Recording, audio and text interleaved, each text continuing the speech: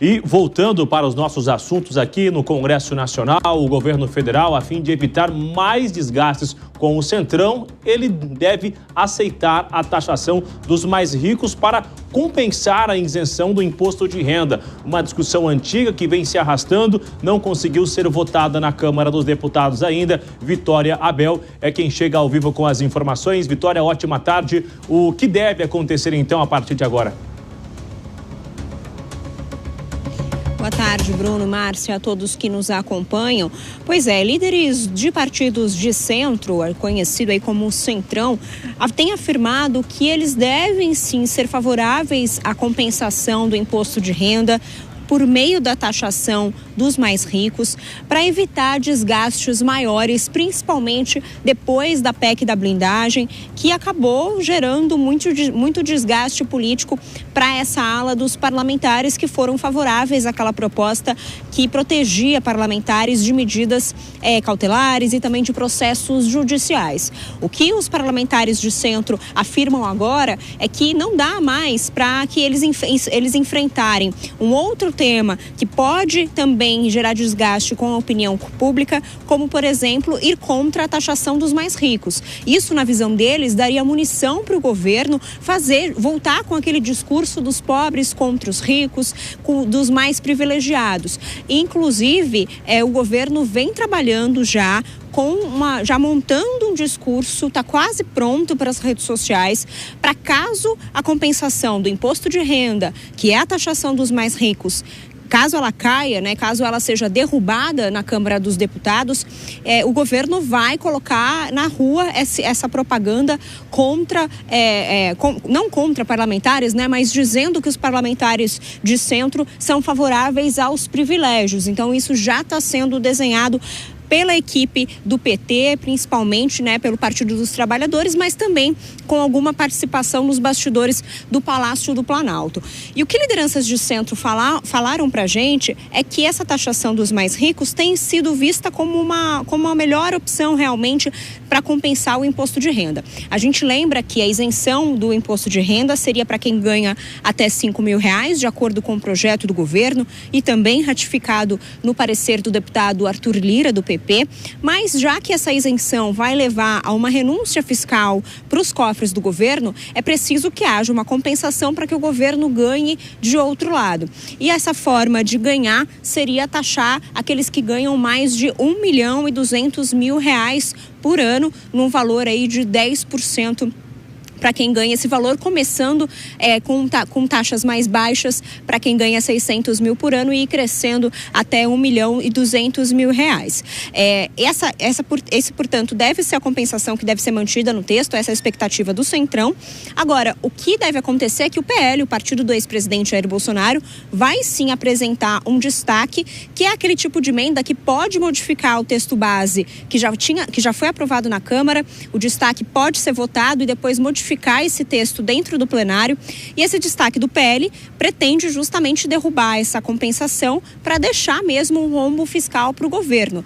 Mas se o Centrão não apoiar esse destaque não vence, fica apenas com votos da oposição e a oposição fica isolada. Só para a gente arrematar esse assunto, a gente também lembra que o Senado Federal aprovou recentemente na Comissão de Assuntos Econômicos um projeto de imposto de renda, de isenção de imposto de renda também para quem ganha até R$5.000, muito parecido com o da Câmara, e isso deve justamente levar os deputados a acelerar essa votação que provavelmente acontece amanhã na Câmara dos Deputados. Bruno.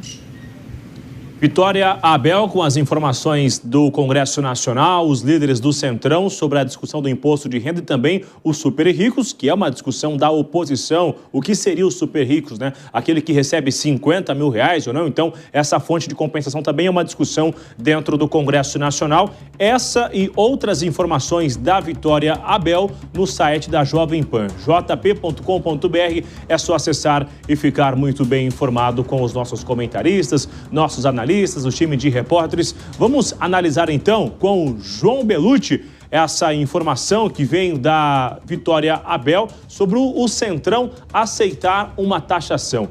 João, é sempre assim, o cobertor está curto.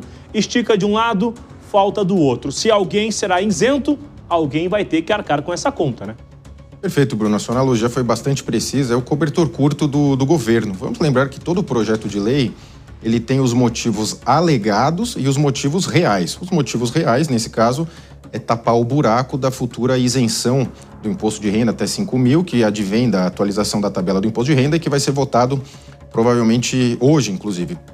Então o governo alega isso, mas ele traz para si essa narrativa de que seria taxar os super ricos. Vamos lembrar que no Brasil, tanto os super ricos quanto os super pobres são bastante taxados já. O Brasil tem uma carga tributária gigantesca. E os países que fizeram essa tal taxação sobre os super ricos, os resultados não foram dos melhores, na medida em que esses chamados super ricos, no caso aí do projeto brasileiro, eles têm toda a facilidade de um time de contadores, advogados, enfim, de mudar o seu domicílio fiscal para outros países. Então isso acaba ocorrendo bastante. Você tem essa primeira taxação grande, depois esses tais super ricos acabam indo para outros países, né, fazendo o domicílio fiscal lá, ainda que more aqui. Tem várias manobras, vários planejamentos tributários aí que são possíveis em cima desse caso. Mas esse ponto é o fundamental, como o objetivo de todos os políticos, infelizmente, acaba sendo a eleição e o segundo, a reeleição. Então, todos eles estão pensando qual é o desgaste eleitoral de votar contra essa medida que já foi apelidada de taxação dos super ricos.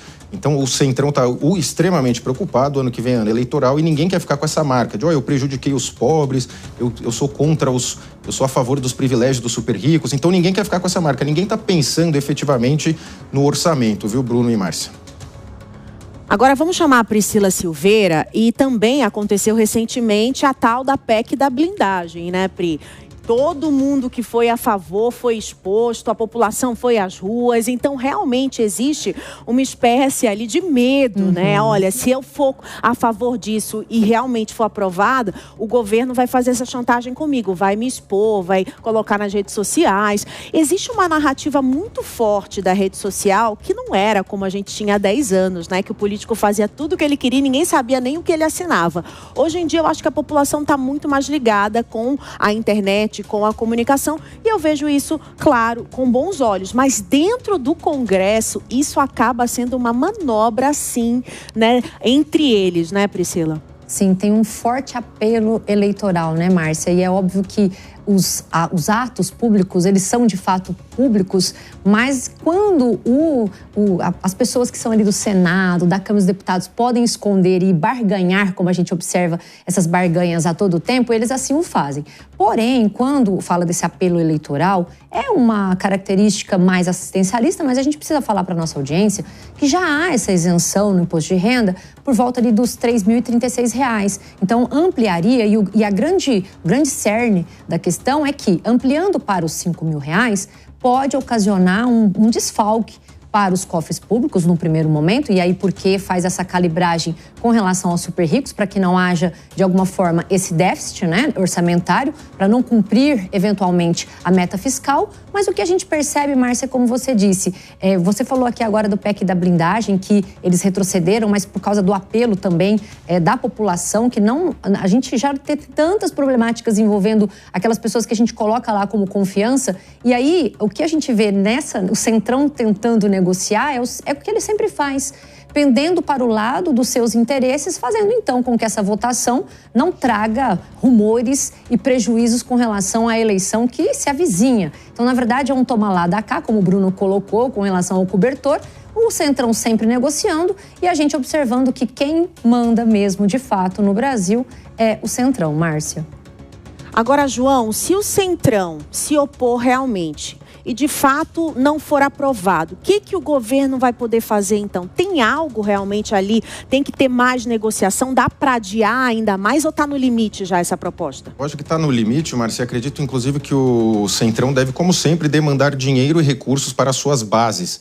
Vamos lembrar que qualquer emenda parlamentar ou recurso destinado pelo governo agora, ele tem efetivo impacto nas próximas eleições, que é o que efetivamente todos os políticos estão preocupados, é com a eleição ou reeleição. Então o governo está nessa margem. Agora, a narrativa está muito favorável ao governo em termos de mídia. Essa questão dos super ricos, esse discurso acaba colando muito, infelizmente, na população, no sentido de, vou taxar os super ricos e aliviar aqui para os mais pobres que ganham até R$ 5.000.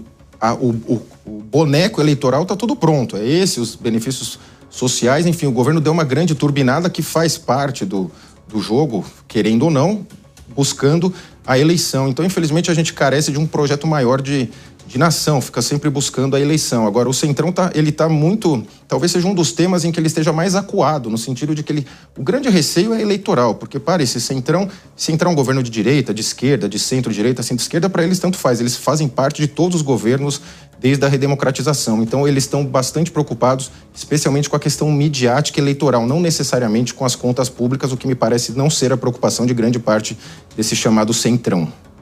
E as contas públicas não andam bem das pernas tem um tempo já, né, aqui no Brasil.